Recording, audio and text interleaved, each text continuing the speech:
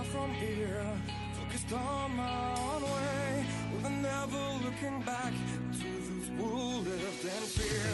There was nothing I could do, there is nothing you said that could make me realize how much lucky I was. Just out of reach of the fire, was not aware of this nightmare. But when I stopped to see through sight, begging for help, begging for hope, just need to open my eyes now to try to change them to sunshine, to be someone among others. I've gotta try. If I bleed tonight, if I am sad tonight, I don't have the time to fight. If I wait tonight, I'm so tired tonight, I'm falling asleep when I'm home. When I'm gone, no way to go, no one that can see through that side of the light. I can see my life is crap, I have to see them too. I just live into my world, far from the pain, the fear. Just out of reach of the fire, was not aware of the start of it. But when I stop to see through sight, begging for help, begging for hope, just need to open my eyes now to try to change them to sunshine, to be someone among others. I've gotta try. If I bleed tonight, if I am sad tonight, I don't have the time to fight. If I wait tonight, I'm so tired tonight, I'm falling asleep when I'm home. I was so alone, I was so blind, I was so dumb and out of time. I was so wrong, I was so blind, I was so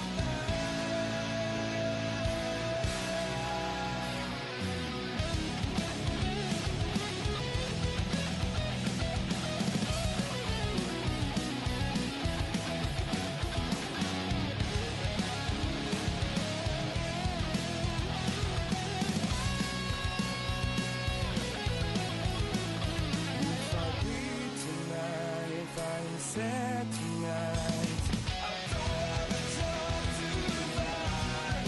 If I wait tonight, I'm so tired tonight, I'm falling asleep when I'm home.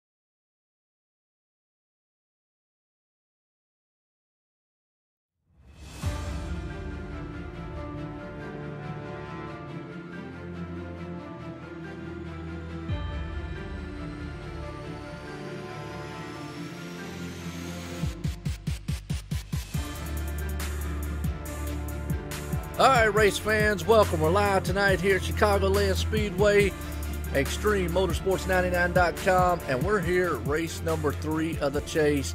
And man, I'll tell you what, this chase has been a wild one, from the Truck Series to the Xfinity Series, now to the Cup Series. The bad boys here of Extreme, and tonight should be no different. Well, I got a treat for everybody out there in the chat world, watching out there at home and everything else.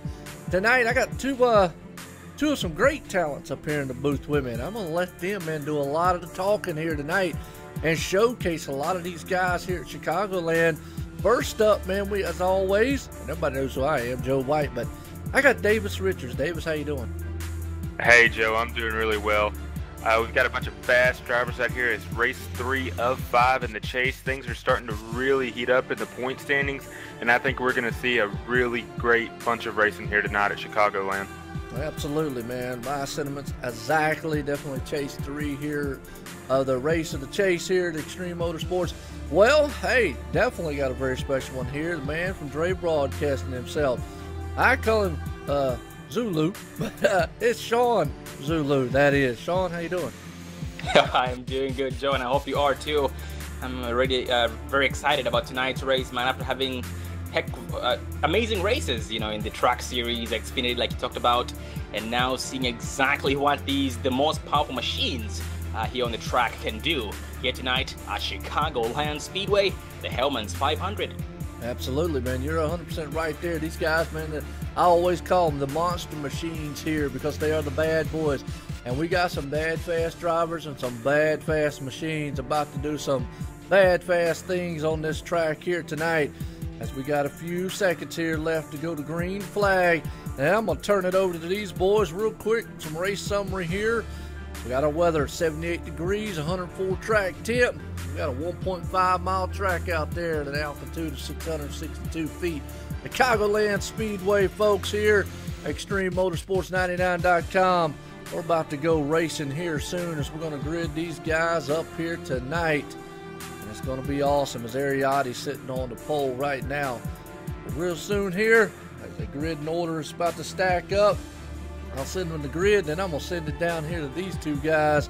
And they're going to, man, call this start of this race here. On pole tonight, that man, we call him the Hitman here. SRA brought him over here, and he's doing what he can do, as right now he's almost a top man on the points. Ariati right there. But outside, we call him the Superman. Don't count him out. He's fought back. He's sitting starting second, Jake Nichols. Third place man, Mr. Extreme himself, Mike Rominger, right there starting third. Fourth place, Mason Weitzel. He's still there trying to claw his way up here. Last night's winner in a thriller. But a fifth place man, Delonte Ballard, the showstopper. Then you got Mr. Consistency himself sitting in sixth there, Bobby Cheney. Seventh place man, Tyler Ducharme. Eighth place there, Dylan Landry from the Corgi team, mates right on the dog pound, coming up through starting in eighth. Ninth place got James Thorndike, who has definitely turned his season around and done a fantastic job. And round out the top 10, the other Corgi teammate in the dog pound there, Steve Landry. He rounds out the top 10. As we look to the rest of this field, gentlemen, I tell you what, Sean and all, wow, star-studded. This is the best of the best from ExtremeMotorsports99.com in the Cup Series. Oh man, indeed. And you know, and also just going over, just a refresh for the viewers out there of the drivers here in this chase, the drivers towards the championship. We have Jake Nichols, Bobby Cheney, Cameron Hearn, Mike Franklin, Ari Addy. We have Mike Rominger, Delonte Ballard. We have Mason Weitzel, Tyler Sifford, David Shutt, Dylan Landry, and Bryce Senesac. And apologize, I most likely butchered some of those names. I'm going to try and get them right before tonight's over. Most definitely. These drivers right here, they are ready to go. And last week we seen Jake Nichols win at Texas Motor Speedway. He had a rough start to the chase, but it looks like he's finally starting to settle in and getting himself back in a rhythm like we've seen in the regular season. He is currently only a few points out of the lead. And with the points leading, we have Ariati, Delonte Ballard in second, Mason Weitzel in third, and Jake Nichols, like I said, in fourth, and Mike Rominger in fifth. So these drivers are going to have to be very calm, very patient, and then they're going to have to look at the bigger picture here and not just the race itself.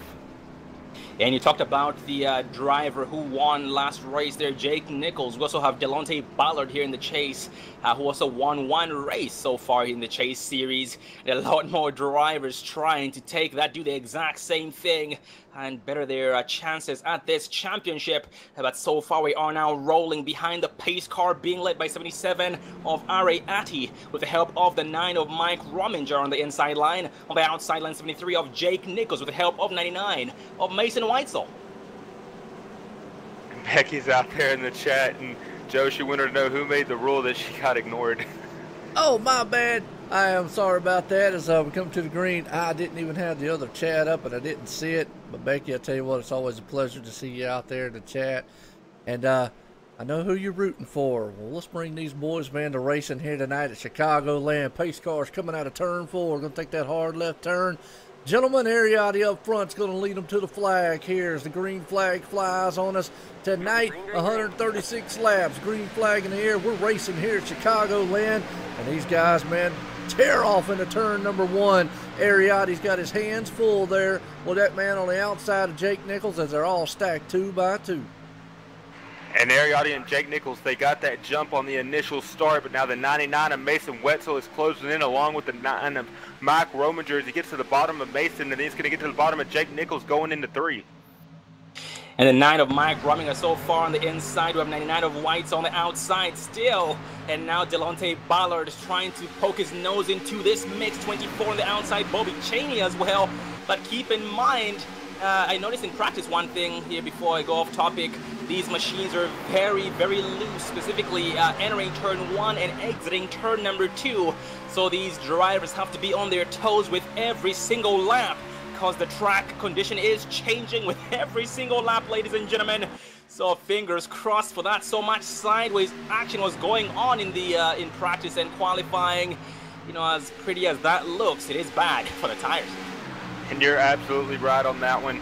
And I was watching it on the initial run. These cars are going to get very loose. It's going to be interesting to see how these cars handle on the long run, if they're going to tighten up or if the rear end is going to keep sliding around and it's going to make the conditions 10 times worse. Yep, and we already have some drivers, you know, changing up their racing lines, talking about that long run. These drivers will change up their race lines as the race goes on. So far, we have the 21 of Delonte Ballard on the outside of the 99 of Weitzel. At the exact same time, Ballard is dropping off the 9 of Mike Rominger. But they do end up going back single file to the bottom lane on the inside line. Up front, we have Ari Adu top the apron, entering turn 2. And it lost a little bit of time on the exit. And these top 7 drivers, they are all fighting for a championship right now, and they are doing some very close action as they're in 3 and 4 right now, and they've got to keep the bigger picture in mind. Instead of going out there and burning all your tires and trying to win the race, they got to keep in mind that there's a championship to be won tonight. Yeah, that's a very good. I'm sorry, in the couple races. And that's a very good point you just made right there, Davis. And I always talk about this. You can either choose to lose time now and gain it later in the long run when you save tires, or you can gain now and lose later because your tires will end up getting shot. So we're going to be seeing exactly who's going to fall in which category. But so far we have Tyler Ducharme getting around, who just got around at the 24 of Bobby Cheney. And now his next victim being, Tyler Ducharme, his next victim being the 99 of Weitzel. And that was a very nice pass Tyler Ducharme pulled on his teammate, the 24 of Bobby Cheney. And you're right, he's going to try to go after the 99 right now. And the 99 almost hits the wall, and he's going to go to the outside of the 21. Delonte Ballard is there in 3, and they're still side by side. And this is where he's got to be really, really careful. Yeah, these things get very, very tight on the inside. They do end up pushing a lot. And Ballard ends up getting a slingshot off the exit of turn 4 with the high line advantage. And so far, Ballard's next victim being the 9 of Mike Rominger. The 9 of Weitzel goes to the outside, makes it stick nice and tight. Crossover against 21 of Ballard. Yes, engaged and side by side. And they're still side by side going into the corner. It's going to be interesting to see these drivers. And running the Xfinity Series last night, we've seen a lot of drivers use that apron on the tri-oval, but that will work the first few laps. But once these tires start to heat up and the tire pressure starts to build up, the car will get really loose and it'll want to spin out on you coming out of that tri-oval if you are on the apron. Yeah, that's a very good point. And also, speaking of practice, going back to practice, I saw a lot of drivers try to make the try to go to the apron, then they try over the shortest way around the track. It was not a smooth transition. I know that much. I saw a lot of drivers sideways, specifically 66 of Stephen Landry there in practice, sideways and going all the way into the grass, entering turn 1 and missing the wall off pit road by a nose here. But up front so far, Davis, we have the 73 of Jake Nichols pulling away. He is pulling away right now. He's got about a 1.1 second lead over the 77 of Ariotti. Now it's going to be interesting to see on this longer run if Ariotti's going to be able to pull him back in, or if Jake is going to continue to build that lead. But in third place, we got Mike Rominger. He's sitting in third with about 2 or 3 tenths behind Jake Nichols. And then you got Delonte Ballard sitting in fourth. And then rounding out the top 5 is Tyler Ducharme, and he started in the 7th position. So he's been able to make up a couple of positions. And now, like I said, it's going to be really interesting to see. Maybe he used too much tires. Maybe he's still got some saved up as we're still on lap 10 of this first green flag run. And as you say that, Davis, we have the 25 of Ducharme getting very close to Delonte Ballard, but entering turns 3 and 4, he goes all the way up high. His machine gets a little bit wiggly, but no harm done. Nice exit off turn 4 against 21 of Ballard, who is at this point looking in that rear view. And I should tell you right now, Davis, you know, and you know this from experience, having someone on your rear like that when you have them in your rear view is not the best feeling as a driver. It's definitely not, Sean. But one thing that the 21 of Delonte Ballard does have going for him is the 25, the 21, and the 24 are all teammates, and they're running the SRA camp. So the 21 can kind of go with ease and caution, knowing that the 25 of Tyler Ducharme isn't going to do anything dangerous to wreck him or put him out of this race. Oh, indeed, man. Yeah, teamwork always makes a difference. And up front, we have Ariati actually catching up to the leader up front, Jake Nichols, who was able to shave off about 3/10 of a second the last lap against Jake Nichols at the exact same time. Looks like Ariati and Jake Nichols are pulling away from the rest of the field, because now Mike Rominger is being shown 1.8 seconds behind them. And Mike seems to be struggling off the exit of turn 4. He does, and those tires might be starting to catch up to him, and it might be making the car really, really loose as they get down longer on the run, and that's going to be something to keep in mind, too, to see how these cars handle.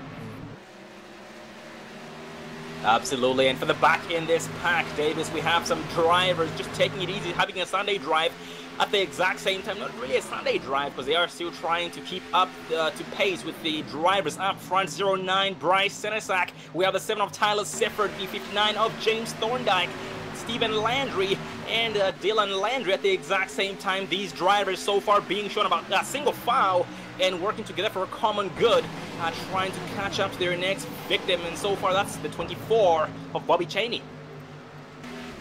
And Joe, tell us, what are you seeing back in the pack and through the midfield? What are you seeing out there? A lot of these guys back here in the back of the pack right now, they're like what Sean said, taking it easy a little bit. I think tire wear, what we saw last night, is going to come into play, but they definitely are battling it out. You got David Shutt bringing it to the front back there. He's battling it out. So you got a lot of guys kind of fanned out. A lot of the heavy hitters, Cameron Hearn, David Shutt back in the back, like you said, Bryce Senesac, Tyler Sifford. They're just kind of hanging out a little bit back here. So I think what we're going to see is these guys filling this car out. Right now it's only lap 14. Got 121 to go here at Chicago. This place right here can use some tires. You just got to be very, very careful. You're right. As we see the 59 of James Thorndike go to the inside of the 66 of Stephen Landry. It looked like he was going to pull it off, but the 66, he's able to use that momentum on that high side coming out of forward. He's going to be able to clear him coming across the line. But look at that, accompanying him is a 7 of Tyler Sifford. He was bringing him with him to the front, but looks like there's Sifford on the outside is able to make it stick nice and strong, but the turn 2 wall getting ever closer, but no harm done. Still momentum shift to Sifford against James Thorndike, who just lost 2 spots. Well, scratch that, maybe 3 spots, because now 09 of Bryce Senesac on the outside. And these cars right here, I'm starting to watch them and look at them, and these cars are utilizing that high line more than they were in the Xfinity Series, and it's showing to have a lot of speed. Now, it's not going to have the speed you wanted on the entry, but you're going to be able to use that momentum on the outside, and it's going to carry you all the way down the back or the front stretch. You know, you talk about that, the outside line, and I'm actually looking at the weather, the track temperature out there. It is 104 degrees Fahrenheit, ladies and gentlemen. That's a track temp right there. And with that said, it's not the best for these machines' grip or handling out there. At the same time, it's not the worst. But these drivers just trying their best to be on their toes. And one thing, Davis, is that these machines are very, very unpredictable. One second they're, you know, very stable, the next time they're loose, and the next time they're tight. They really are, and that can be really frustrating as a driver, especially when you're not as familiar with the car or the track. Because these drivers, I mean, yeah, they can practice before the race, but most of these drivers, they only have 30, 45 minutes of practicing. And being able, with the ever-changing track conditions and the grip level of these cars, it can be very frustrating of trying to get a feel for it. Because like you said, you think you got a feel for the car one lap, and the next lap you're loose all over the place and you just can't get a feel for it. In a great example of that, we have James Thorndike. James Thorndike was running in the top 10 not too long ago, but now has ended up losing a couple of spots. Is now being shown in the 12th place spot from the 9th place position.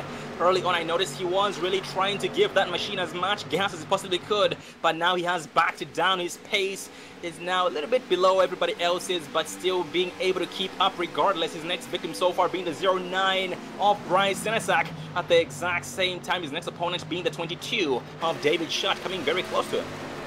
And we got a almost three-wide battle here in the middle of the backstretch. I think it's the 9 of Mike Rominger and the 99 of Mason Wetzel and the 24 Delonte Ballard. It looks like the 9 of Mike Rominger has just really lost the handle under that car.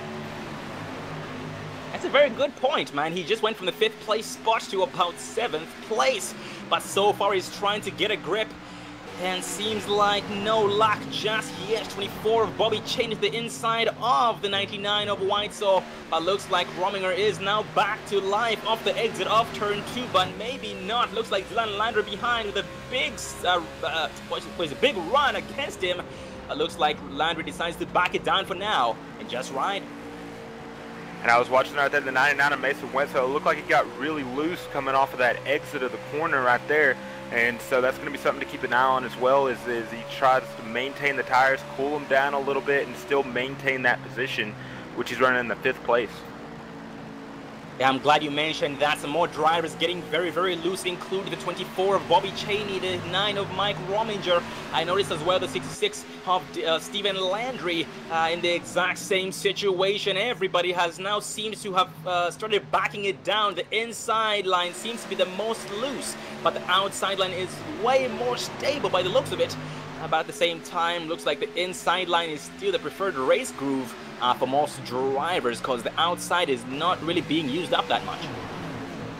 And back to our leaders, Jake Nichols, he's still got about a 1.014 second lead over the 77 of Ariati. And both of these leaders, they're still using that low line. They have not decided to go up high yet. And the gap between them is actually also staying very, very consistent with every single lap. Jake Nichols, Ariati still at a 2nd flat. Yep, he's gonna stay a 2nd flat this time around. In 3rd place, driver Tyler Ducharme being shown about 3 seconds behind the 2 leaders. Well, looks like Davis, the leaders up front, knows something that everybody else behind them does not. Yeah, because I'm watching it, and the Tyler Ducharme, Delonte Ballard, and Mason Wetzel, they all chose to use the high line going into 1 and 2, and the leaders still stayed on that low line. So maybe they're saving a little bit of tire wear and they know something we don't, or maybe they're just, like we've talked about before, just trying to get a feel for the track and see what they can do by the time we get to the last 30, 40, 50 laps. Yeah, now 25 laps of green flag racing. The drivers have a 75% fuel limit. That is 75%. So we should expect to see at least 2 pit stops in order for the drivers to be able to make it the rest of the way for 135 laps. This time around, having 111 laps remaining. The race is still young. It's never over until it's over.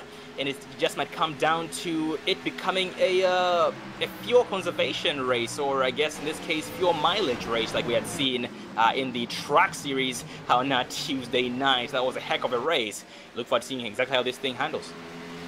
And Joe, maybe you could tell me, I was looking for David Shutt out there, and I finally found him. Did he change his number? Because he's running the 22 car tonight. I see that. Normally he runs the 1 machine out there, and he's also he's running a unique paint job. I just got to chuckle a little bit at it. So he's got the trump machine out there, so he's hoping to play the trump card here tonight and win this thing at Chicagoland here Speedway. But yes, he is in the 22 machine, and also he's in a Ford. That is something he's normally in a Toyota. That's very interesting. You're gonna have to get a word with him if we go under caution here to see why the change of heart, especially the change of manufacturer. Maybe he's just trying to get a little bit more speed out of it and see what he can do. Absolutely. And speaking of Shutt, Shutt is really getting very close to the 7 of Tyler Sifford, but does not seem to be wanting to make moves just yet. He most likely just trying to work with Tyler Sifford so they can be able to go single file and catch up to their next opponents in line, namely Mike Rominger, Dylan Landry, Bobby Cheney, and Mason Whitesell, because they are being shown about 1.5 seconds roughly behind them. And Sean, I think we're about to see a battle for the lead as Ariati is ran down Jake Nichols, and the lead that Jake Nichols has is 0.7 seconds, and now it's 0.6 seconds, so he is definitely coming in a hurry. Oh yes, he is. He actually was able to narrow that down from a second lead from 4 laps ago. So 4 laps, 4/10 shaved off the lead of Jake Nichols. And at this point, Jake is most likely thinking about the best way to hang on to that race lead before the green flag pit stops start to take place. But Ariati does not care. He just wants to get that 1 spot away from Jake Nichols and start leading his first laps. And the 7-7 of Ariati, he was very consistent in the regular season. He had a few bad races, but for the most part he was in the top 10. But we really didn't see him up in the top 3, top 5, and battling for the wins. And now he's our current points leader, so he has really turned on the heat here in the chase. Oh man, as you speak right there, he goes sideways off the exit of turn number 4. That could have been ugly, man. Nice save by Addy, but that's a very bad thing against his opponent, or yeah, between the gap he has between him and the 73 of Jake Nichols. But so far, he is still hanging on to that machine nice and strong. And going back to what you talked about, man, you know, these drivers very, very determined to get the job done. He did not give up. He had a lot of bad races here and there throughout the season, but did not give up. The next thing he knows, he's the leader in points and going against the championship. I'm trying to look. It looks like the 20-1 to Delonte Ballard just barely scrubbed the wall. I'm seeing just a tiny bit of right side damage on that right front fender. Oh, absolutely, man. Hopefully that's not going to affect the machine's handling whatsoever. But from experience, it might affect the rotation, if anything. And as we speak, he has a driver approaching his rear end on the outside line. That is 99 of Mason Whitesell, who just overtook the 24 of Cheney. And you're right, yes, that 24 of Bobby Cheney, he's trying to see if he can get around the 99 of Mason Whitesell. That's another driver. He actually won the Xfinity Series last night, so if anyone, he's got a lot of experience at this track and knows how to get it done. Davis green flag pit stops taking place as we speak. 1 driver on pit road. It's 41, Shaquille O'Reilly. It looks like he's going to be trying to short pit it, see if he can make up some time that he's lost back there, as he started in the 16th position. So it's going to be interesting to see if these leaders decide to come in within the next 5 or so laps, or if they're going to continue to stay out. Oh, actually scanning his machine here, Davis. It's seen better days, man. It's beat up in the left side, the front side, in almost every single way you can imagine. And he's on pit road. Looks like getting some damage fixed. That is not pretty. You're right. It looks like that was an unscheduled pit stop, and that's never good to see for the 41 of Shaquille O'Reilly. We've seen him up in the lead at Talladega, so it's definitely a heartbreaker for him. But we have a scheduled pit stop that seems like by the 66 of Stephen Landry. Yes, it is, but he misses his pit stop and has to realign that machine back up again. That is not a good thing. It's definitely not. And with this new build, when they added the animation of the pit stops, and as a driver, I can tell you firsthand, he's still having problems getting that thing in pit road. The pit box, they have narrowed it down precisely, and you have to hit it almost perfectly to get in your box. And then it wants you to back up, so you back up, then it says you're too far left, you're too far forward, so it can be very challenging getting on and off pit road. Oh, indeed, man, and that's the least thing you want as a driver, because you prefer to, you know, spend the least time on pit road and more time doing damage on the racing surface and to your opponent in terms of competition. But a lot more drivers going down pit road. We have Dylan Landry, we have Nick Hunt on pit road, including, that's going to be the 82 of Mike Franklin. And right now, so we got green flag pit stop. There's another battle heating up, and that's between the 73 of Jake Nichols and the 77 of Ariotti, as Ariotti has closed that lead in by 0.3 of a second. Oh man, yep, Jake Nichols definitely starting to feel that pressure now, as both drivers got a little bit squirrely there in the try over no harm done. End up going back down to the inside line. The only two drivers trying to avoid the outside line so far here during this first run of 37 laps in, with a lot of green flag pit stops taking place as we speak. But here between turns number 3 and 4, looks like Ari gets very, very close to the back of Jake Nichols. At the same time, we have the 66, is that 66? Oh, wrong number. That's, yeah, Stephen Landry on new tires, gets around him and gets his lap back the hard way. And that's a perfect example to show the viewers at home of how important tires are. As you've seen in the 66 of Stephen Landry, he has fresh tires, 77 and 73. They are on 38-lap-old tires, but you see it right now. He's already gained 2-3 seconds in front of him. Yeah, tires are going to play a very, very key factor. And with that said, ladies and gentlemen, expect no one, and I repeat, expect no one to take less than 4 tires. It's going to be a 4-tire pit stop, full tank of gas every single time we go down pit road under green flag conditions. We also had Tyler Sifford there on pit road and just now rolling out as we speak with 38 laps on his tires and tank. As you're right, Sean, and I'm just really surprised that the 77 and the 73 are continuing to use that low line, and now it's working for them because they're still, you know, 3, 6, 7 seconds in front of the cars behind them. So maybe some of these drivers are going to try to keep using that low line throughout the run after watching these leaders. And the 77 of Ariotti, he's on pit road right now, and Jake Nichols is still out on the track. You have Ariotti, we have Mike Rominger, Bryce Senesac and Joan T. Wimbish on pit road with 4 drivers, and now roughly about 7 drivers needing to pit in, namely Jake Nichols, Tyler Ducharme, Bobby Cheney, Mason Weitzel, David Schutt, Cameron Hearn, and James Thorndike still needing to pit in, having 40 laps on their tires and tank. Tyler Ducharme is coming down to pit road right now. It gets a little loose coming to it, but no harm, no foul at all. And Joe, tell us, what do you see out there? A lot of pit stops going on. Pit road's definitely a busy place right now, as like what y'all were saying. Lap 40 here, so that kind of gives us an idea that these guys will not be able to make it the entire distance on one more stop if this thing goes the entire distance in green flag. So that's something to keep in mind. Could come down to a fuel mileage. Like you said, I know Sean mentioned something about everybody taking 4 tires. We saw a couple guys last night at the last pit stop take 2. Because right now, you never know. Pit strategies could be coming into play. You're right, they could. And there was one driver, I'm not going to name him by name, but he decided to take 0 tires in that Xfinity race. Didn't work out too good, huh? It didn't work out at all. And unfortunately, we have lost one driver by the looks of it, and that is the 42 of David Elliott. I'm not sure what happened. I believe it was one of the drivers who got damage on his machine. No, that was not him. But yeah, we have lost David Elliott here tonight, but look forward to seeing him back again next week. Cameron Aaron, the 67, he decides to go down pit road, and right now we have the 20. Oh, he's on pit road as well, so it looks like green flag pit stops are finishing out, and it'll be interesting to see how it cycles out and who's in the lead and who's where. And speaking of these green flag pit stops, I have my chart here. It seems like the driver who had the fastest pit stop was the 25 of Tyler Ducharme with 14 seconds flat.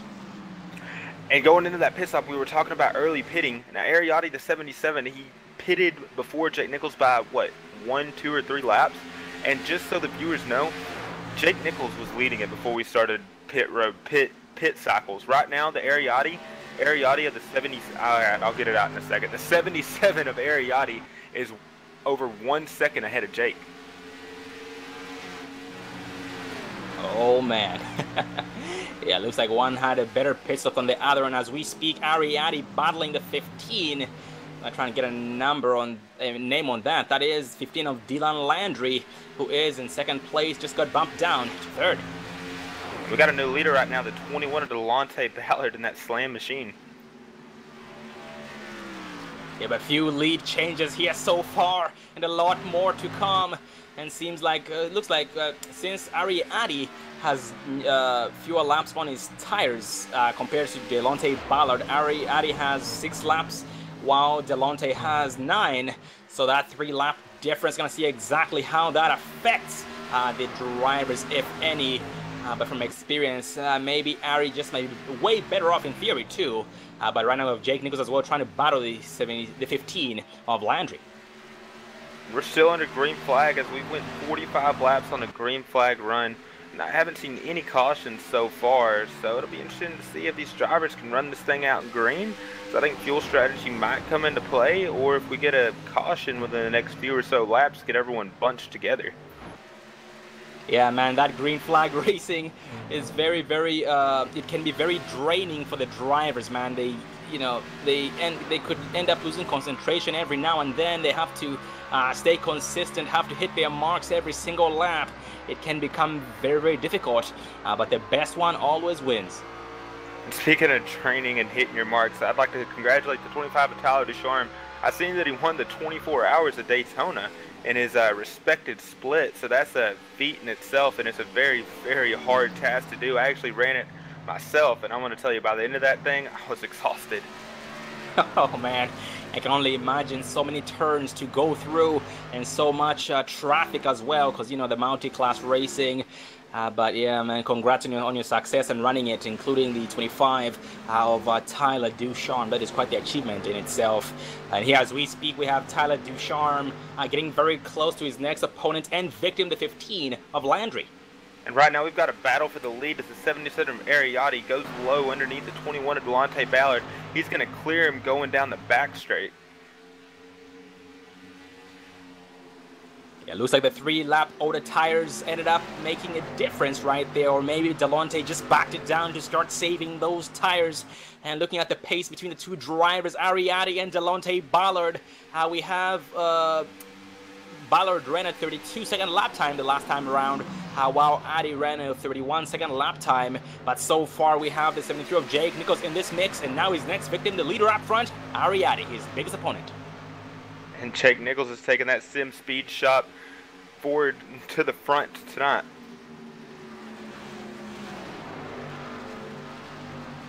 And right now, Ariati's got about a 3/10 of a lead right now, and he is on a slight bit older tires than the 73 of Jake Nichols. So we're going to have to keep an eye on that and see how he fares. As Delonte Ballard, he's now 7/10 behind the leaders, and Tyler Ducharme at the 25 is going to look to see if he can reel him in and pass him. Oh man, yep, Delonte Ballard is definitely losing time with every single lap, it seems like. And that's going to be a free lunch program for Tyler Ducharme, because Tyler Ducharme seems to be on a mission to get things done in any single way he possibly can. And for the back in this pack, I haven't spoken much of the drivers like Cameron Hearn in the 67, but he is currently running in the 13th place spot after starting in the 19th place position behind the 22 of David Schutt, about 3 seconds apart. And that's something you don't see often, is the 67 of Cameron Hearn, the 22 of David Schutt running in the back like this. So maybe they just can't figure out the groove, can't figure out the racing line, but that's very surprising to see. Yeah, and also most of the time, Davis, we have drivers who are expecting cautions. You know, they start in the back of the pack to try and avoid trouble, I guess, you know, as a way to avoid trouble. But if this thing ends up going green like it is so far, it's always bad news for them.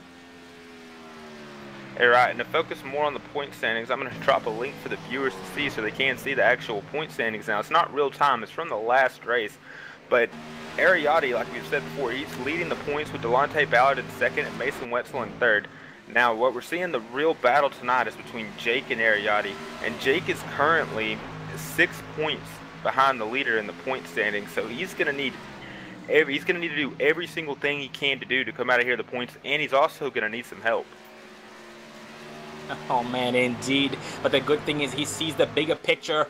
He will get the job done regardless. And as we speak, Nichols is getting very close. He's actually all over the rear end of Ariati. And any mistake Ari makes, Jake will pounce.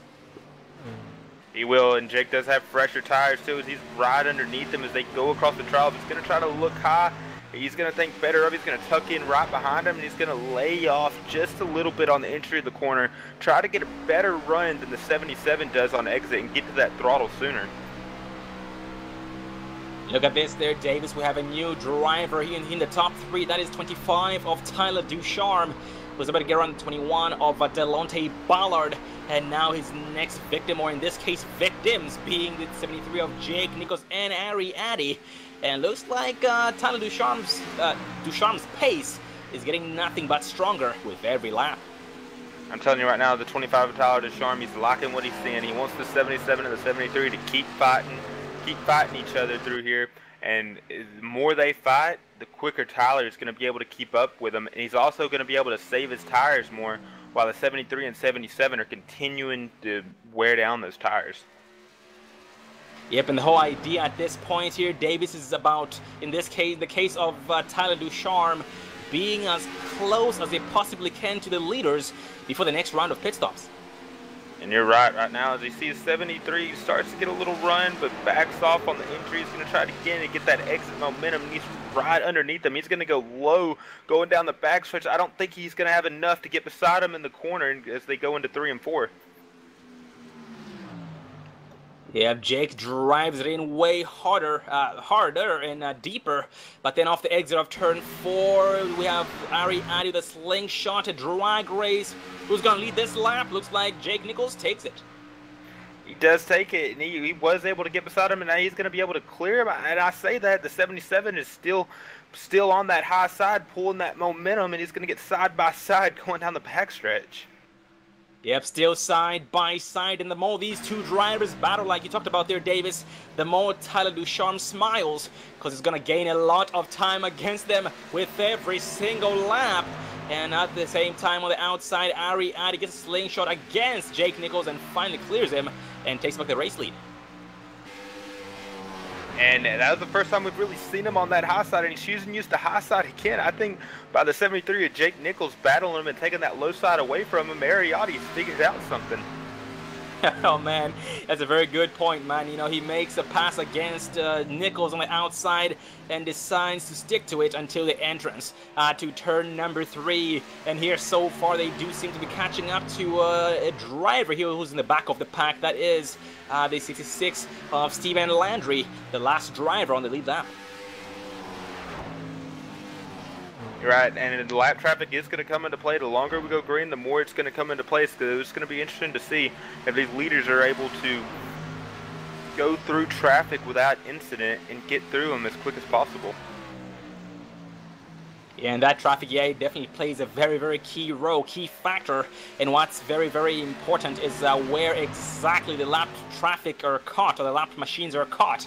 Because if they're caught in a turn on the inside line, for example, when the leaders are using the inside, it's a bad day or bad news for the leaders up there, but very good news for everybody else behind them. And for the back in this pack, the 00 of Nick Hunt, who skipped a very low profile here all race long, being shown 2 seconds behind the 12 of John T. Wimbish, who in turn is not too far behind the 59 of James Thorndike in the 14th place position.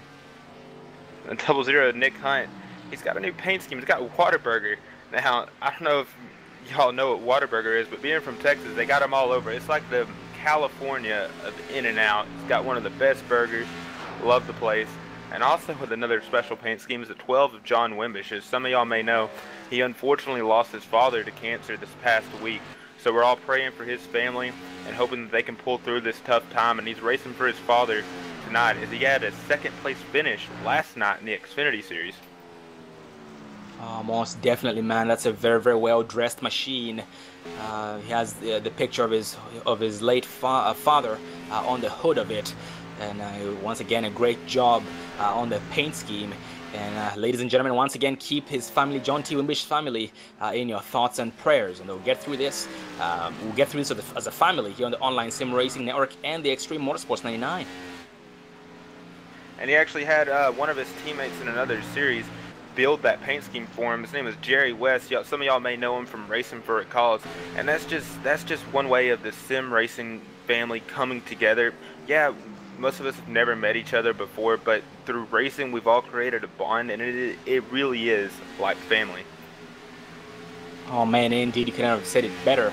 Yeah, ladies and gentlemen, if you'd like to be a part of this action, this community on iRacing, check out the ExtremeMotorsports99.com. Drop the first E in Extreme and start with the X, ExtremeMotorsports99.com. For the new viewers out there, to give you an overview of what Extreme has to offer, on Monday nights they run both a road series and a Pro K&N series. On Tuesday nights, a track series. On Wednesday nights, Xfinity series. And on Thursday nights, a Cup series. And you can join any of those. Well, they place you in different series based on experience. So when it comes to the oval side of racing, the Pro K&N series on Monday nights is the beginner series, if you will. That's beginner series. While the Cup series, this one right here, is the best of the best, as Joe White likes to put it. Once again, ExtremeMotorsports99.com, and the seasons are coming to an end, so this is a very good time to register. And we've got some pretty good battles going on back in the pack, starting with the 24 of Bobby Cheney, the 7 of Tyler Sifford, and the 22 of David Shutt. Oh man, yeah, very, very close to each other so far. David Shutt getting very close to Cheney, and Cheney feeling the pressure at this point without a doubt. But off the exit of turn 2, we had Shutt get a little bit sideways, a little bit squirrely, but no harm done. He is still rolling at the exact same pace, but Sifford seems to be backing down. Actually, Sifford is getting challenged by 09 of Senesac. He is, and Cameron Hearn in that 67 machine, he's thinking about making it 3 wide, but he knows better not to. It's way too early in the race, but he definitely thought about it right there. Yep, he's just being patient so far. Just falls back in line behind the 09 of Bryce. Senesac, no scratch, and he goes to the inside of Senesac. They'll be side by side throughout the backstretch, but Senesac falls short entering turn 3. And it looks like he's going to be able to clear him. As I say that, the 09 of Bryce Senesac gets a bit of run on the outside, and the 67 of Cameron Hearn will clear him. He's going to go after the 7 of Tyler Sifford. And Tyler Sifford, he's running a pretty unique paint scheme. I talked with him earlier, and he called it was a show called the 7 Deadly Sins. The 7 Deadly Sins, huh? I haven't heard of that show, but man, that machine, it's colorful. It's wicked. And it looks like it's got some wicked handling right there as he gets loose coming off of 2, but he's able to control it as he goes into 3. Yeah, I've noticed Sifford, man, he's been fighting this machine with every single lap for about the last 5 laps. It's not even helping his cause. You know, in this case, he's losing a lot of time with every single time it goes that much sideways. But the machine is still under control so far. 68 laps in and 68 laps left. This is the halfway mark. It is, and we're still under green, and we're not having a single caution this entire race. And there's battles all over the place. There's battles between the leaders, as Jake Nichols is still about 1/10 behind Ariati. There's battles in the middle of the pack with Tyler Sifford and the 09 and Bryce Senesac. And then we've got another battle right in front of Cameron Hearn. That's the 24 of Bobby Cheney and the 22 of David Shutt. And speaking of the 67 of Cameron Hearn, they were able to get around the 7 of Tyler Sifford. Sifford got actually very, very loose off the exit of turn 4, went all the way down to the apron to save it. So there was no harm done to anybody but himself. So he lost speed, momentum, and 2 spots to the 09 of Brian Senesac and the 99 of Mason Weitzel. At the exact same time, he has the 9 of Mike Rominger right behind. And these drivers, I can tell you, they don't want the caution to be them, but I can guarantee they're almost hoping for a caution. This can be very draining with this many laps under green flag. Absolutely, man. And you know, at this point we are 7 laps in, and the drivers up front, the latest they pitted was about 40 laps on their tires and tanks. So with that said, here in the next 10 laps, we should get very close to concluding our second round of green flag pit stops. As you say that, we see the 00 of Nick Hunt. He's inside in a short pit right now as he's down pit road and getting that machine serviced. Yep, Nick Hunt and Dylan Landry both down pit road as we speak. It's only a matter of time before everybody else starts to follow their lead. But up front, Jake Nichols still just riding very patient behind the 77 of Ari Addy. It makes me wonder for how long he's gonna ride. And we see John T. Wimmish in that number 12 machine as he's coming right behind him. He does have fresher tires. He's going to try to get around him. Looks behind Jake, decides to take it low. And that's going to help Ariadne's cause and enable him to stretch that lead even further. Yep, and as soon as John T. Wimbish gets around Ariadne, looks like, yep, he does that successfully. That puts John Wimbish back down to 1 lap down from 2 laps down. Nicely done. But Ariadne, we have Jake Nichols still staying out on the racing surface, now having 33 to 34 laps since the last pit stops. It's going to be interesting to see, too, if Jake decides to short pit, because that's what Ariadne did, and he was able to gain that lead. And ever since then, Jake has not been able to pass him back. So it'll be interesting to see maybe if he decides to pit a little early and do what Ariadne did, or if he decides to use the same fuel strategy.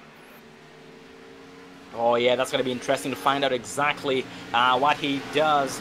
My guess, after seeing what happened during the first round of pit stops, he just might decide to stay out as long as he possibly can and go down, or I mean, in this case, go down with Ariadne going in together.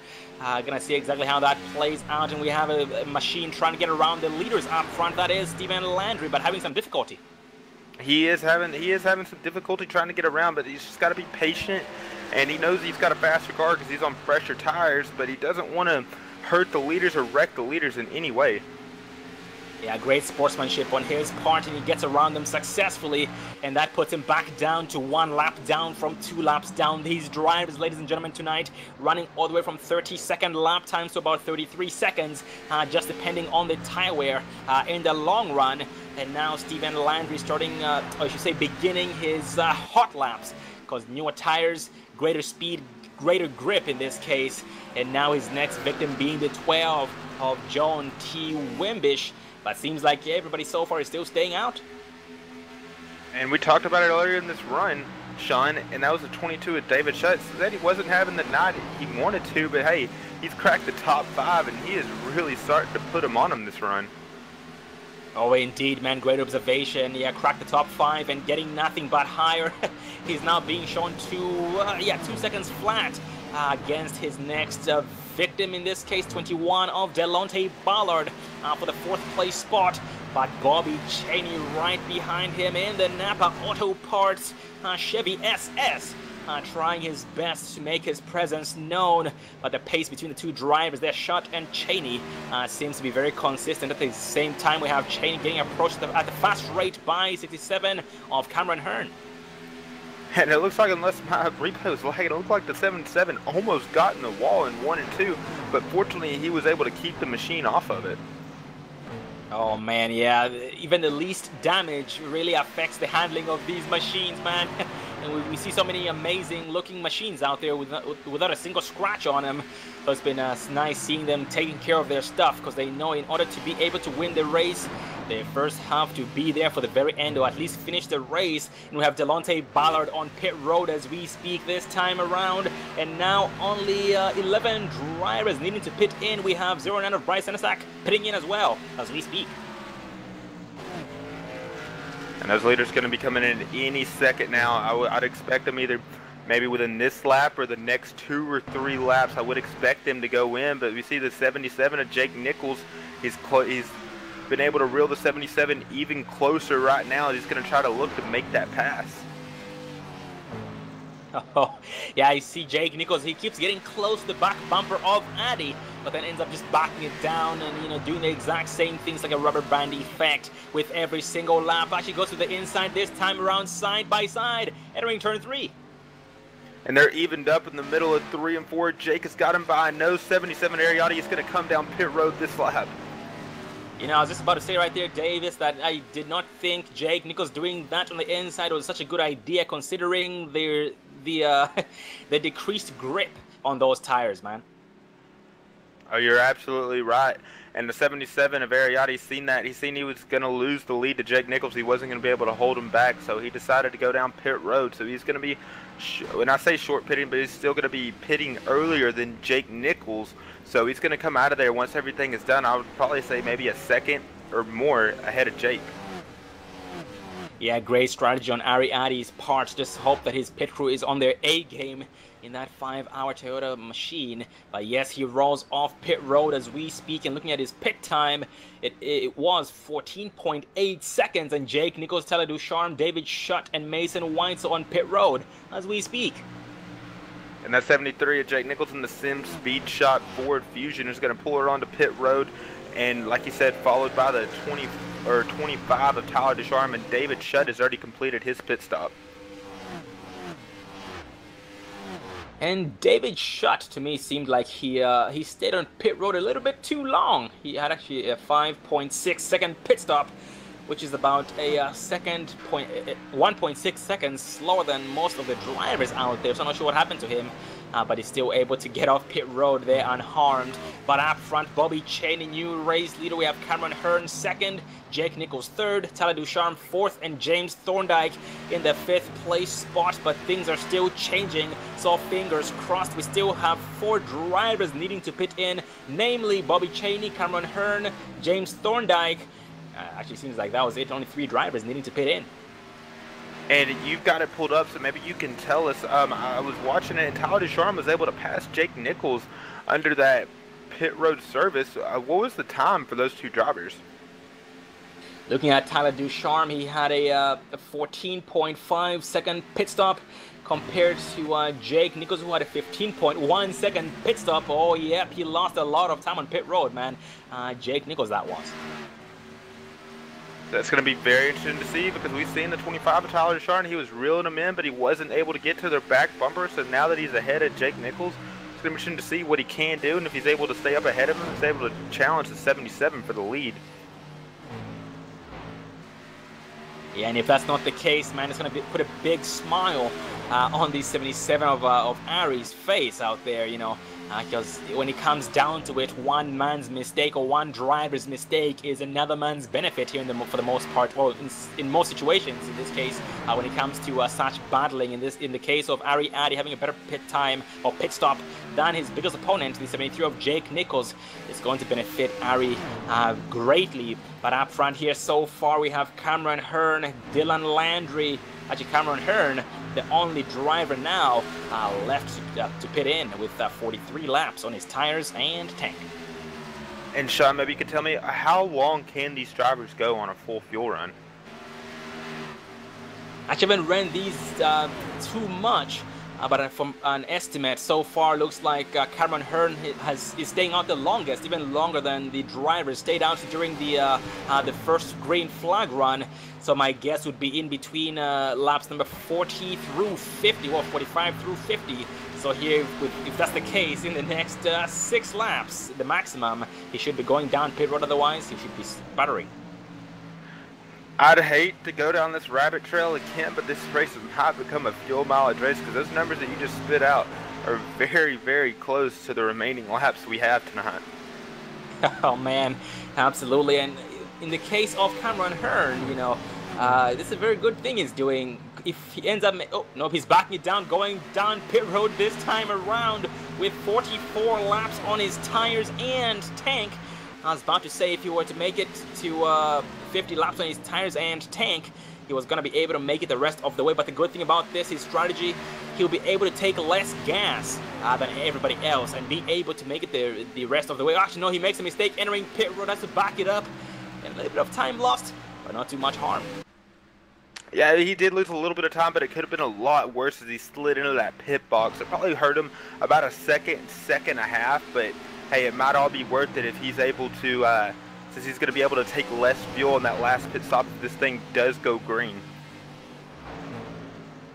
Oh, absolutely. And, you know, when it comes down to it there, Davis, everybody else will have to take way more gas compared to Cameron Hearn to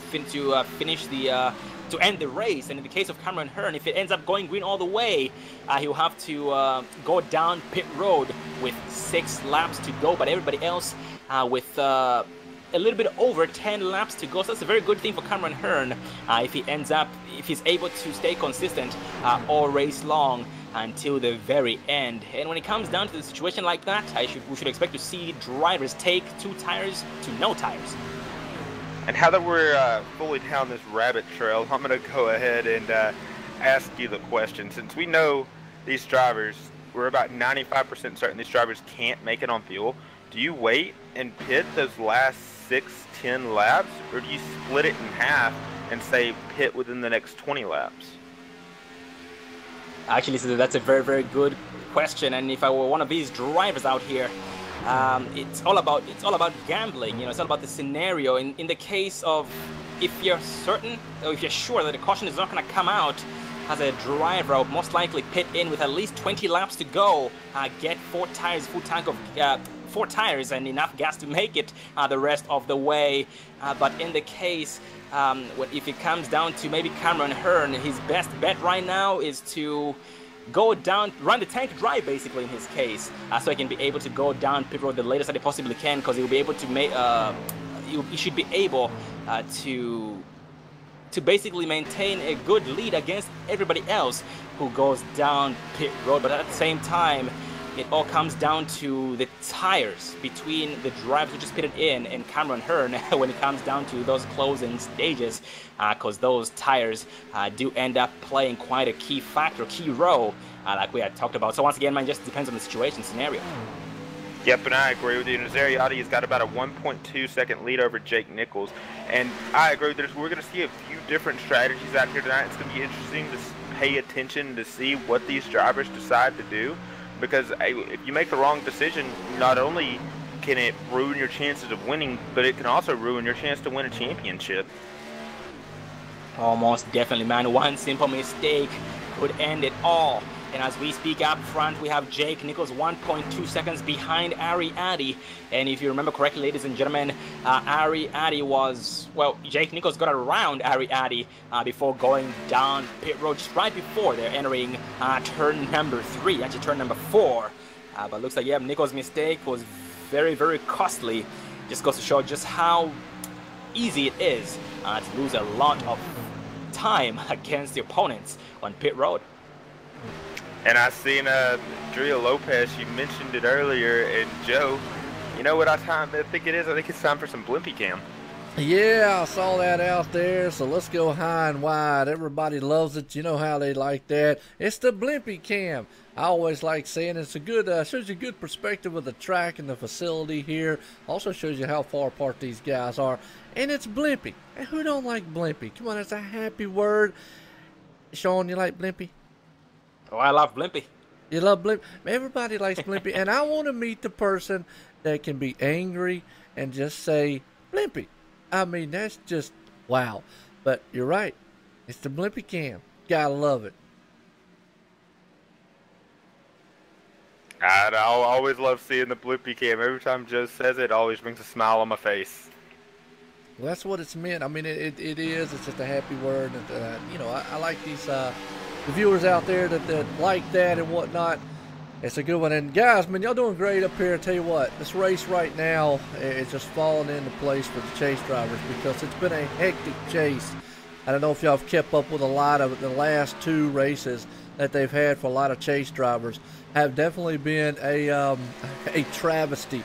That's a word to use right there because it's been hectic. But right now, Ariati, we call him the Hitman. We gave him that nickname because SRA brought him in to try to dethrone that man we call the Superman, Jake Nichols.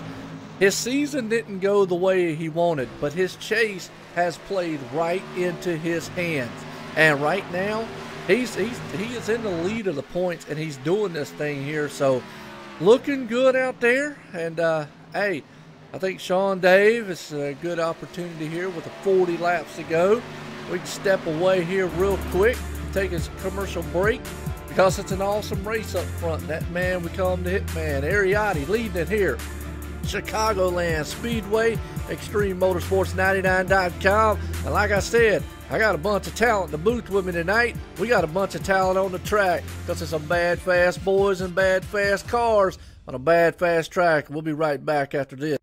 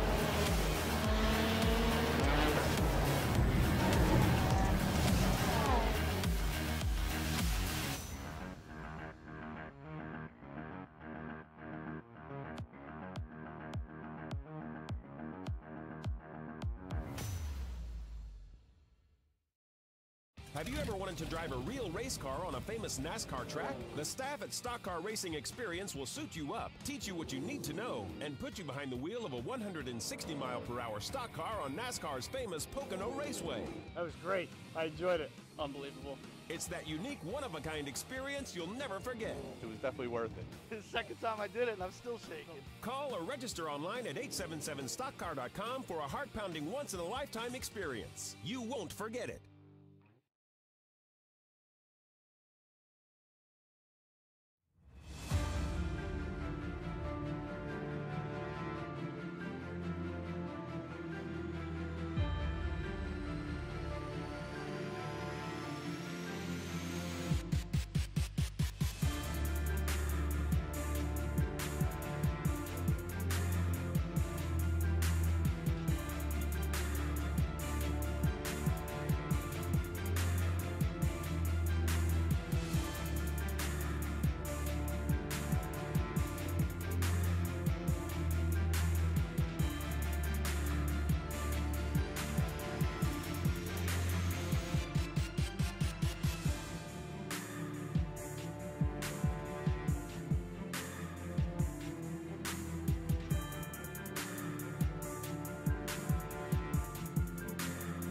All right, ladies and gentlemen, welcome back here live, Chicagoland Speedway.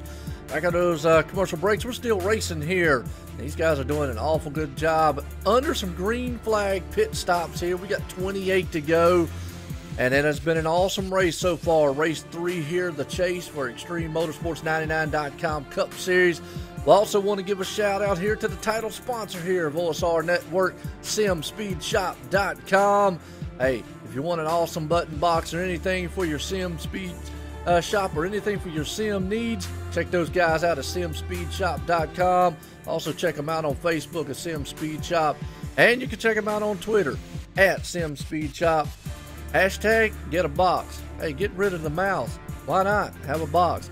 Check those guys out, man, at simspeedshop.com. As we say that, man, sponsoring the car out there, Jake Nichols, he's on pit road.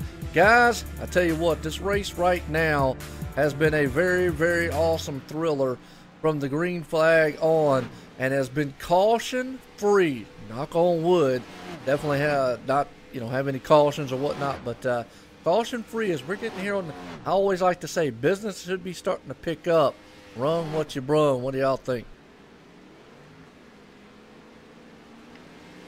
Yeah, most definitely there, Joe. And at this point, with these are the closing stages of the race, and with that said, a lot of drivers going down pit road for their final pit stops of the evening. Well, in this case, most of them have already gone down pit road, namely Jake Nichols. We have Tyler Ducharme, Ariadne, Dylan Landry, James Thorndike, Delonte Ballard, Mason Weitzel, Bobby Cheney, David Schutt. We have Mike Franklin, Tyler Sifford, Mike Rominger, Bryce Senesac, John T. Wimbish, Stephen Landry, and Nick Hunt. These drivers have pitted in, but at this point, that means only one driver needs to pit in, or else he will not be able to make it, and that's the new race leader up front at 67 of Cameron Hearn. And he is. We see him that last pit stop play a little bit of fuel strategy, stayed out as late as he could. Now, I could be wrong, but I don't think there's any way he can make it until the end of the race, but it's going to be interesting to find out. Maybe he saved enough fuel. And did Tyler Ducharme, he has pitted, correct? Oh, yep, Tyler has pitted in 8 laps ago.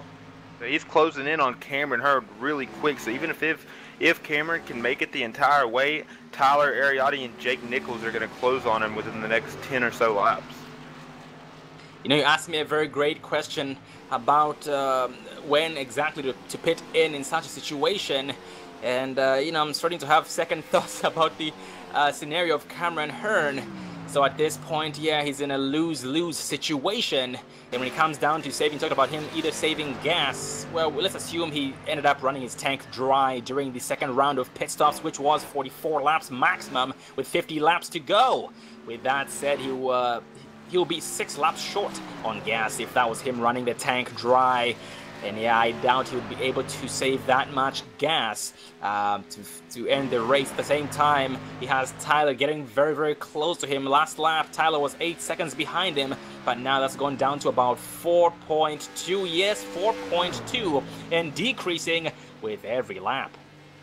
And tires are so important, especially like at a track like Chicago, as these tires are so important, and you're seeing it right here with Tyler closing in on Cameron so close. And once you get to about 10-15 laps, your time, your hot lap time or your qualifying time can decrease by about 1.5 seconds to almost even 2 seconds over a fuel run. And I'm looking at the 25 of Tyler Ducharme. He's got quite a bit of right side damage.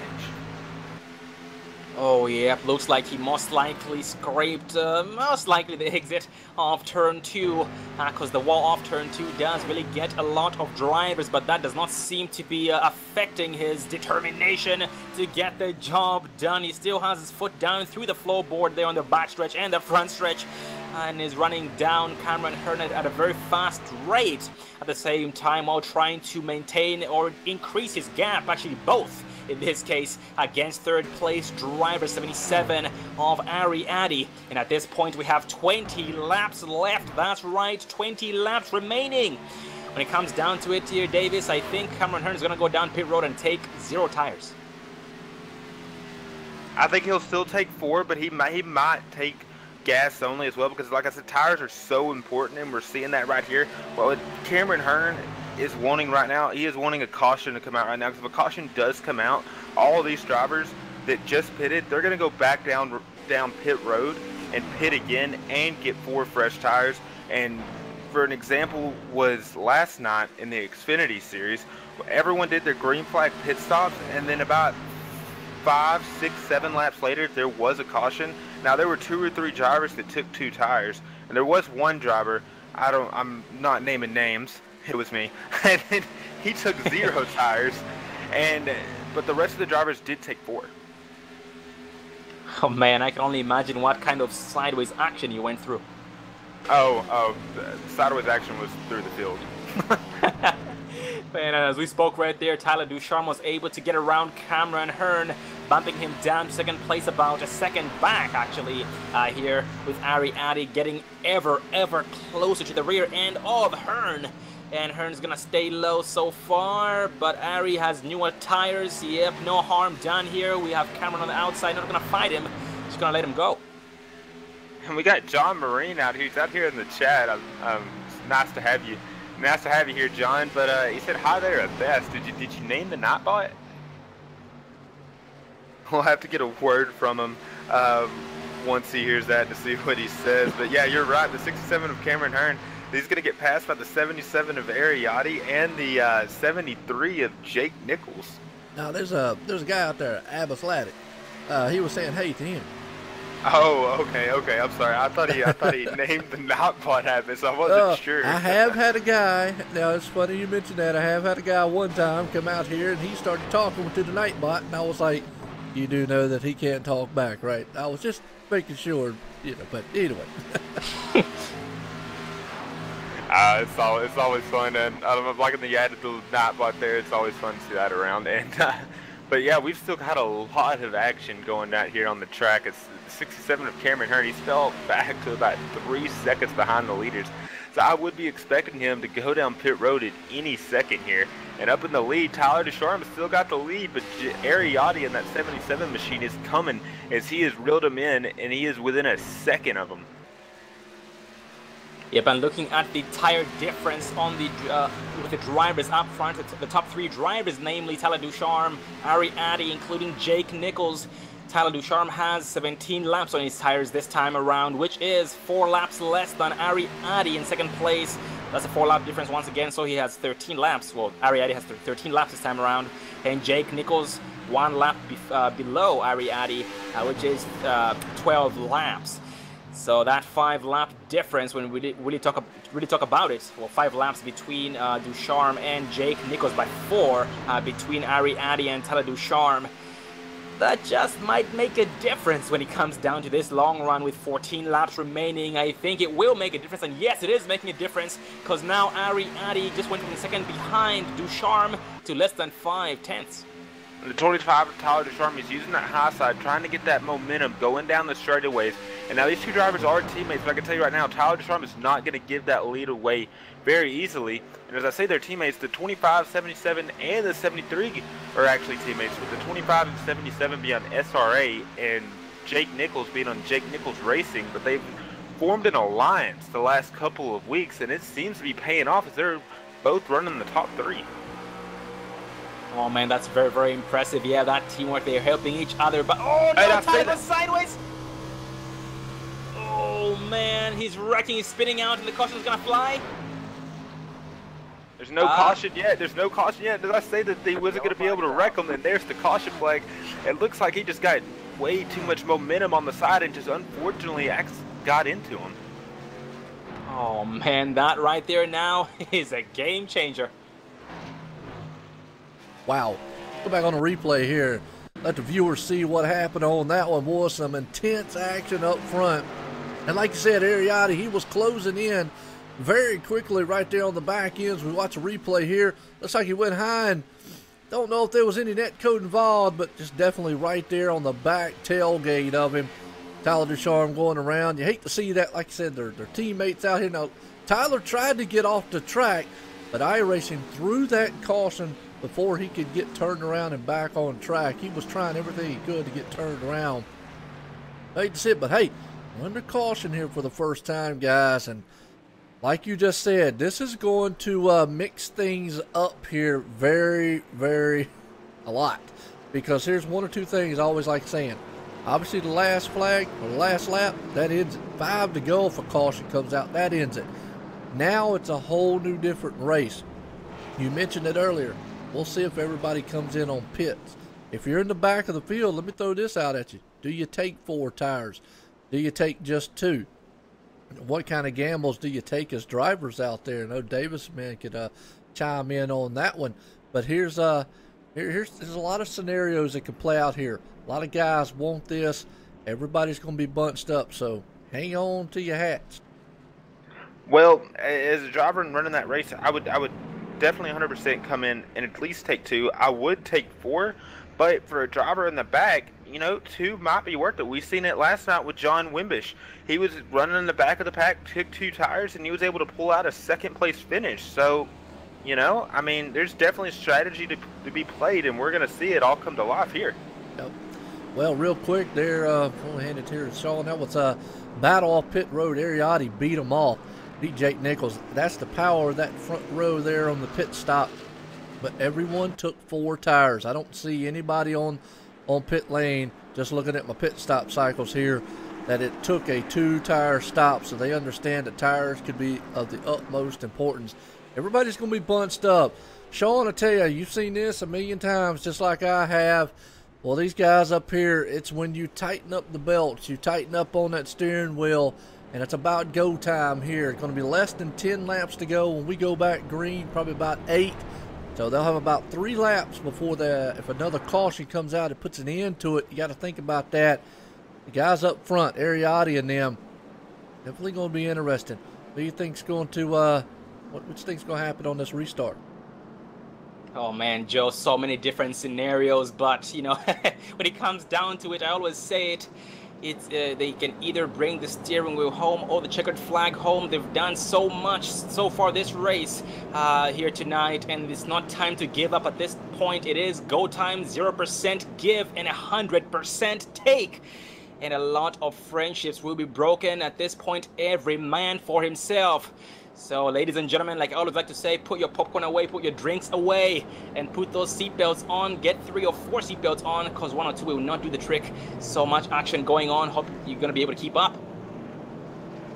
And I'll tell you, one person that caution did help, and we talked about it, was that 67 of Cameron Hearn. He would have liked to see it a couple laps earlier, but he was running back in the pack. He was running some different fuel strategy, and because of that caution, he's sitting in the 3rd position, and he's running for a championship too. So that caution really, really helped him and might have saved his chances of winning a championship. Yeah. That's a very good point right there, man. And, it goes back to what we talked about there early on.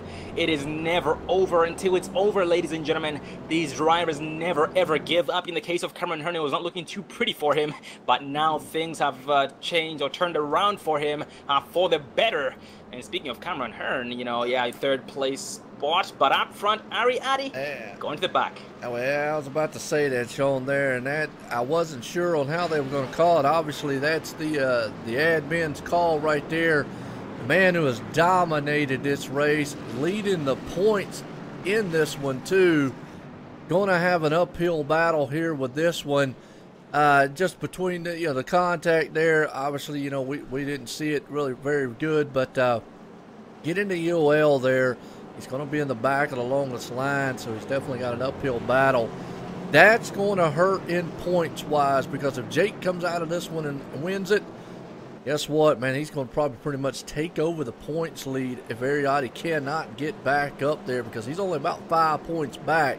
It's 1 point each position. You get a bonus point, I believe, for winning and whatnot, and for being clean throughout the entire race. So definitely a turn of events. Well, for the last time, hopefully here, let's bring them to the start here as the pace car's coming out of turn 4, gentlemen. Is going to stew it off down on pit road. And that man up front, the Sim500 machine, Jake Nichols, the Superman. He's been there in the back all night long behind Ariotti. Green flag in the air. These boys are back racing here at Chicagoland as they head off into turn 1. Jake gets a good jump, but don't count out that 67 of Cameron Hearn. He is hungry for a win and knows how to drive. As they come out of turn 2, he's got the Huggies machine hugging that bottom line. Hopefully he can run down to 73. And we had Dylan Landry pushing up very tight off the exit of turn 2, but no harm done. Still side by side with 22 of David Shutt. And they stay side by side as we speak, as Shutt is giving it all he has. Landry not giving up either. But up front here so far, Cameron Hearn trying his best to catch up to the 73 of Jake Nichols with 7 laps left. Actually, and the 6 laps left. And the 24 is going sideways. He gets a bump from the 7 of Tyler Sifford, and Bobby Cheney's able to hold it, and the 7's going to go spinning. Yellow flag is out. That the caution flies with 6 laps to go. 1 lap shootout. Woo, green, white checker, gentlemen, and I tell you what, you want to get Harry, it got Harry up front there in a hurry. Let's go back and watch that one more time. Those guys were side by side battling it out as we watch on the replay. It was a hornet's nest in the middle of the pack. You got Tyler Sifford, Bobby Cheney in the mix back there. And like you said, it looks like Bryce Senesac was up high. Those boys were just back there hard racing. Bobby Cheney went sideways, checked the field up. When he did, they went 3 wide coming out. Tyler Ducharme was high, and then he just looped it, lost it coming out of the turn. The 7 did, slams the inside wall. Not too bad of damage on that machine, but just hate to see that man right there, the 7, Mr. Popularity himself. Obviously, that's going to help a few of these drivers out. Doesn't really help Ariotti a lot. I just got to go back to, because that is a devastating blow to the championship there. This race here dominated all night long by him, and just by one deal right there, pretty much probably could take him out of contention. I mean, he's got 2 races to go to make it up, but it's going to be very hard when you got the likes of Cameron Hearn, Jake Nichols, David Shutt, when you pretty much got the whole top 6 guys, 7 guys, all chase contenders running in the top 10. And for Ariotti, the 77, just to completely dominate this race, him and the 73 of Jake Nichols. But Ariotti started on the pole. He is the points leader. For him to get a blow like that is completely devastating as a driver. Did he mean to hit him or get him loose in the corner? No, because that's his teammate. But it's just absolutely devastating to see. Yeah, hate to see that. You know, I tell you what, it's just going to be interesting to see how this race pans out. And you're right, it's going to be an awesome 1-lap shootout here. You know, caution. If a caution comes out, it won't fly here, because when they cross that line, they should get the white flag. When they go back to green, it's going to be everything we thought it was. And this whole chase race has been this way. You know, Jake got himself in a hole. Most of the chase drivers got themselves in a hole here. He's fought back, but Ariotti right there coming in on this one. I just hate to see it. Not going to say he's out of it, because obviously anything can happen. But, I mean, when you've got, like I said, when it's as tight of a chase battle as it is, I mean, you got to look. pretty much the whole top 10 are all chase drivers. When they're all running that good, it's very hard to make up point.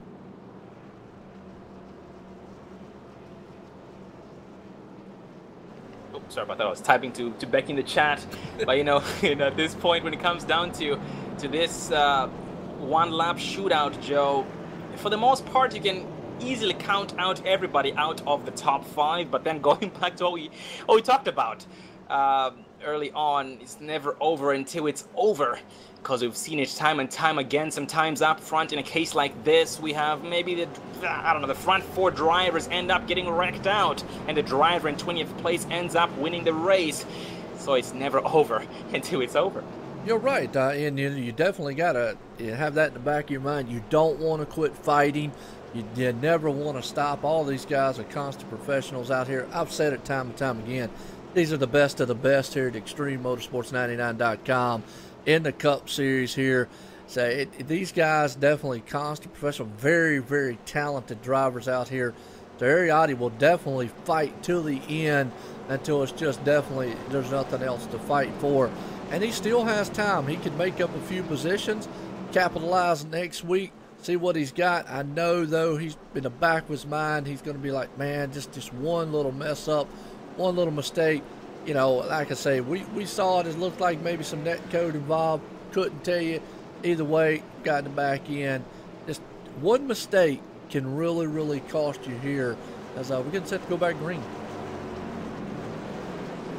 And at this point here, with a situation like this, we always talk about how every start and restarts, well, every restart in this case, every restart is very important. Basically, it could be the difference between either gaining spots or losing spots, or even maybe just one spot. But now it's more important than ever, ladies and gentlemen. At this point, it is 0% give and 100% take. Bring the checkered flag home, or the steering wheel home, as Cameron Hearn puts it down in second gear and mashes the gas and almost kisses that wall, but no harm done. Still behind the pace car.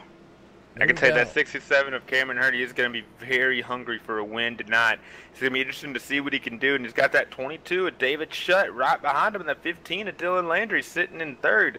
So this pace car is about to drop. I'm going to hand it off to Joe, and this is going to be a very interesting finish. Yeah, it's going to be the last one here. Final time tonight, Chicagoland Speedway here. StreamMotorsports99.com. Cup Series pace cars in. Jake Nichols out front. The SimSpeedShop.com. Boy, Speed spins the tires to 15. He is all over the place there. That jacks the field up there. As like you said, one lap to go for this one. The final time around Chicago. They're 3 wide bumping each other.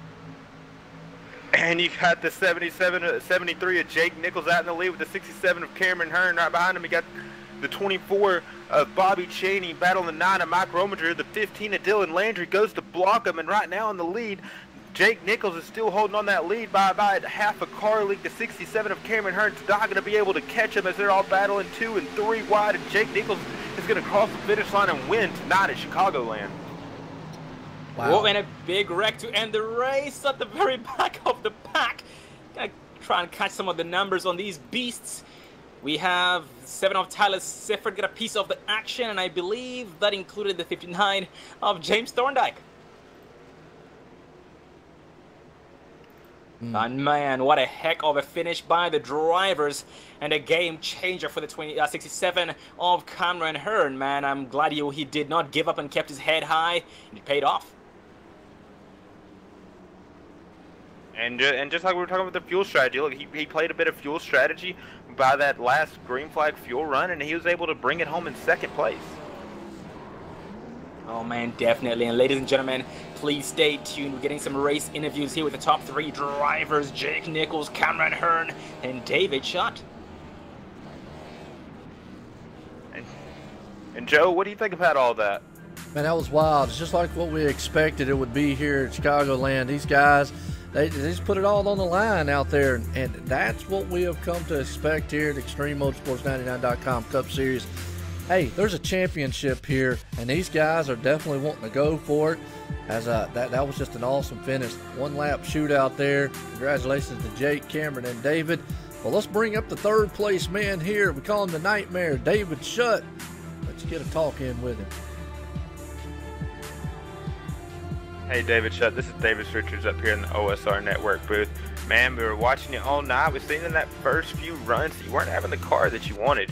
You were stuck in the back of the pack, but all of a sudden we looked back and you were in the top 5. Man, what changed for you in that race? Really just the confidence at the end of the race. Started from the back of the field. So kind of just learned the track, didn't have a lot of practice. Very familiar, this is my home track, so I've run it a lot, so I'm very familiar with how it works. Just worked my way up there. Wasn't enough quite at the end, but not a bad thing. Well, we definitely see you get some momentum as that race went longer and get a lot better in it. And I got a question for you. What was up with the change in the number in the car manufacturer? That was a mistake. I clicked the wrong manufacturer when registering for the race. So we'll have Toyota back on board next week. I'm looking for hopefully a better finish. All right, well, hey, you still got a chance in the championship standing, especially with that third place finish. It's going to inch you even closer with 2 races to go at California. Are you ready for California? Do you think you got what it takes to go out there and win the race? We'll see. I haven't run there since the new build. I guess they changed track and stuff like that. So we'll see how it goes next week, and hopefully we'll have a chance. All right, well, good luck to you there, David. And before I let you go, you got anyone out there you want to thank? I just thank everybody who showed up to watch. Nice race. You guys broadcasting, everybody back racing at the boarding. Good race tonight. Over, guys. All right, we'll copy that there, David. Good luck. We'll be rooting for you out in California next Thursday. All right, thanks. All right, well, I'll tell you what, that's David Shutt, man. We call him the Nightmare. Definitely, he was awesome tonight, running pretty good there, finishing out in 3rd spot. As he looked good at times out there. I mean, that's just something that you had to give his hats off. You can tell a little bit of disappointment in his voice. Definitely thought he might have a little better car, but hey, nothing wrong about that 3rd place. Well, let's bring up the 2nd place man who he had to hug his machine, and he was hugging that track all night long and fought back. Sitting up here in 2nd spot. Let's get a talk in with him.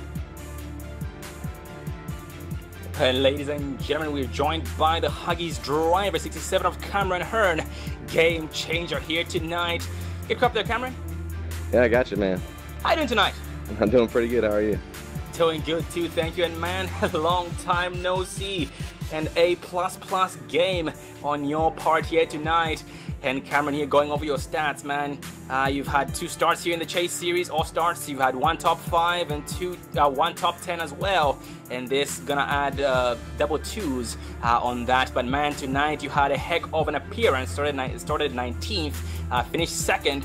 Give us a rundown of your experience here tonight, because it seemed as though you did not really push it too hard before the halfway mark. Yeah, basically, it's a tough track to pass at. I was trying to pass people at the beginning of the race, and even if you're, a little bit faster, it's just tough to get a run down someone down the back stretch and front stretch. If they're on the high line, they get such a good run off. So the whole race, I was trying to save gas and just make it on one last stop, which I would have made it at the end, but I wouldn't have a chance to finish 2nd or 3rd. I probably would have finished 5th or 6th because those guys were so much faster on new tires. But luckily, I guess some of the leaders had some bad luck at the end with the cautions and the way they fell. I came out of the pits in 2nd, and good points race. I wouldn't like to win, but considering how this race went, when I wasn't even a contender first 90% of the race, I'll take a 2nd any day. Oh man, most definitely, and it's very commendable. Congratulations on your success tonight. And it's very commendable. It does not go unnoticed that you did not give up despite things not really looking up or not really going your way. But then it ended up turning around for the better. And Cameron, you are in this to win it for the championship. How do you feel tonight's race influences your next race next week at Auto Club? Yeah, you got to go for the wins and hope some people have some bad luck. I think we had bad luck last week, and hope some other guys have some misfortunes and run up front and just do the best you can and let do your own race, and then kind of that's all you can do really. You just got to hope and that you're able to keep it clean and finish up front when some other guys have some troubles or some mistakes, which in this league guys running for the championship rarely do. So just want to finish top 5 of championship, big improvement from last year. Well, man, congrats on your success. Look forward to seeing you one spot higher next week at Untitled Speedway. And before you go celebrate, any final words? Yeah, I just want to thank Extreme Motorsports 99, everybody that runs this league behind closed doors, all the drivers that show up week in and week out, you guys with the broadcast, Sherwin Williams on the hood. I actually had a spotter tonight. Randy Arms did a great job kind of working me through the field and some strategy and when the pit and how far to stretch on the run. And yeah, congrats on Jake on the win. He was up front. I know Ari had some bad luck, and that was kind of misfortunate for him. Him and Tyler got together, but yeah, just a shot to everybody who shows up week in and win out and puts up a good competition. Well, congrats once again, man, and God celebrates you again next week. Thank you. Have a good night. All right, that's our second place man right there, Cameron Hearn. Well, we'll head off down here in Victory Lane because I know one happy camper. He battled all night long with the man they call the hitman, Ariotti, and unfortunately just a bad mishap on his end. This man right here, Jake Nichols pulling it off. Jake, Joe White in the booth, got a copy? Yes, I do. Well, I'll tell you what, all night long, it looked like that 77 had your number, Ariotti, and just a mishap right there, unfortunately, pretty much taking him out of the race. Could almost take him pretty much out of the points contention, especially with all the points drivers running as well as they are. But nonetheless, doesn't take away the fact that you ran very well tonight. Awesome run here at Chicagoland. Definitely helps you in the points. Actually, you should be in the points lead after this race now, fighting back. You're the winner here tonight. How's it feel? Feels good. I wish Ari didn't get the call for that wreck there. I think we're going to have a really good battle for the win. Green flag pit stops killed us. We tried to stay out an extra lap to have the tire advantage on the long run. And for the first two pit stops, I had to alt-tab out of the sim and change a few settings in the Windows update so it wouldn't update mid-race. And it really hurt us the second time. First time really wasn't noticeable any time lost or anything, but the second time really lost a lot of time, so we just had to go hard, and we made up a lot of ground. I think we were 3 seconds back, and when that incident happened with Tyler and Ari, we were right on his bumper, so we were starting to figure it out. Really, it was just driving harder, and the moment I started driving harder, I was actually better long run. It was just one of those races, I guess, that saving tires just wasn't key. It was just driving, but Ari had it on lock. He was really good, and I really don't think it would have been hard to pass. I don't know if I could have passed him on that long run, but that wreck really saved me because we could just have that lead and not have to worry about anything after that. But still a great race overall. Yeah, no doubt. And then take us, last lap shootout right there. It got wild. But going into next week, you got 2 races left here in the chase, and I know you've said before you've had to battle back. Coming out of here, you should be leading the points. How's it feel, and what do you think going into next week is going to be like? It's going to be crazy. With all the bad luck we've had lately, I'm really glad to have get the points lead tonight here in Cup. I'm trying to also win both these races and beat my record for most wins in a season. I didn't think, I totally forgot about it, and tonight was the 9th win of the season, and 10 would be a tie, tie with the first season I was here in Extreme, and if we could win next week and maybe Homestead, that'd be 11, that'd break the record there. I was hoping to get beat the 7 win in a row streak, but I'm cool with getting 11 wins in one season. It'd be great, but we still got to fight hard. There's a lot of competition, and everyone's stepping it up more as we get closer to Homestead. So we just got to bring our A game next week, and hope that we have some good luck on our side. Yeah, you're right, and definitely you talk about the A game. We talked about Ariotti. I call him the hitman. They brought him over here from SRA to do what he can, and they put a target on your back. Definitely, because everybody wants to knock down the Superman, Jake Nichols over here. Bobby Chaney did it a couple seasons ago, and he's looking. Ariotti's still got a shot to do it out here, and there's many other ones there too, because it is still definitely a close battle heading in. You're gonna have to be on your game out there in the next 2 races. But hey, anybody out there you want to thank for an awesome run tonight? Yeah, the Sim Speed Shop for coming on board, getting more wins. That's cool. Finally having some good luck in the Cup Series. Hopefully we can keep doing that in Xfinity and keep getting good finishes there. OSRN, everyone that joins you in the broadcast booth, you guys all do a great job each and every week in each and every race that you guys put on here. Everyone that tunes in each and every week, thanks for watching us do our thing here on iRacing, and everyone at Extreme Motorsports 99 and the SRA JNR Alliance for just having a blast and racing hard. That's our thing. We're clean racers, but we race hard at the same time, and it's really fun out there while doing that. Absolutely, my sentiments, exactly. Well, again, congratulations on the win tonight here. Chicagoland Speedway, ExtremeMotorsports99.com Cup Series, Jake Nichols. Thanks. All right, well, tell you what, let's see if we can get him back down here on the bottom here. All right, well, an awesome run there for that young man, and I'll tell you what, it was just an awesome finish here. As we look down here on our order here, as the final results, Jake Nichols, he puts it in victory lane. Cameron Hearn right there in second. David Shutt sitting in third.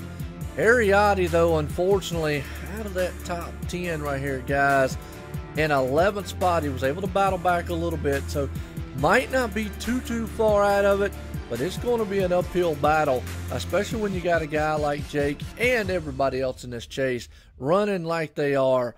I mean, these guys are just some of the best, and you really just can't take anything away from them. I mean, they are just that good. So, y'all, Davis, got any final words? Man, just what an awesome race, awesome finish. There's so many great drivers in this league, and we've seen that on Showcase tonight with the battling and almost over 120 laps of green flag racing. Just awesome racing. And the points are updated, and I figured I posted it in the chat for the viewers, but I give them a little heads up on the points. Jake Nichols, he was able to gain 3 positions and is our new points leader, with Mason Wetzel sitting in second, 2 points behind. Delonte Ballard, 3 points behind Jake, and then Ariotti, he goes from leading the point to sitting in fourth, and he is 7 points behind. And Cameron Hearn, after that second place finish, is only 10 points behind Jake Nichols. So while Jake Nichols is the points leader, we're going out to California next week. Anything can happen. There's still 2 races left, and this championship battle is heating up. And while Ariotti is in a bit of a hole, hey, like I said, anything can happen, and he can still come out of here as the championship after Homestead. You're 100% right there, and it's good. You can just see how tight it is here. One slip up and one mistake could be disastrous. Well, Sean, I tell you what, this race was awesome. From the green flag to the checkered flag. What's your final words on it? Oh man, most definitely. I'm very speechless at this point, man. So much action on the track, and I just enjoyed, watching these drivers, different strategies playing out. Seeing which one was. It's not that one was better than the other. It just depended on the situation. Having great pit stops. You notice at one point there, Jake had an amazing, better pit stop than Ariotti, and then the other time it got reversed. But it was nice seeing these drivers changing up their racing groups every single lap. Just pretty much the whole entire battle. At the same time, I enjoy this race mostly because, it gives me a different perspective from what we do on the Dre broadcasting, which is the Pro K&N series with Extreme on Monday nights and the Truck series on Tuesday nights. But amazing fun overall. Yeah, no doubt about it. Definitely you can check out those 2 series there, man. Dre Broadcast Network on Monday and Tuesday. Check out all the action from the K&N and the Truck series here from ExtremeMotorsports99.com. And you can check out the Xfinity Series and Cup Series here as we head off into California next week for race number 4 of the chase. We got 2 of them left here to crown a champ, and it's going to be Extreme, and that's for ExtremeMotorsports99.com. Well, for myself, Joe White, Davis, and Sean up here in the booth, hope everybody enjoyed it tonight. Everybody coming out, appreciate it. Everyone, have a good night.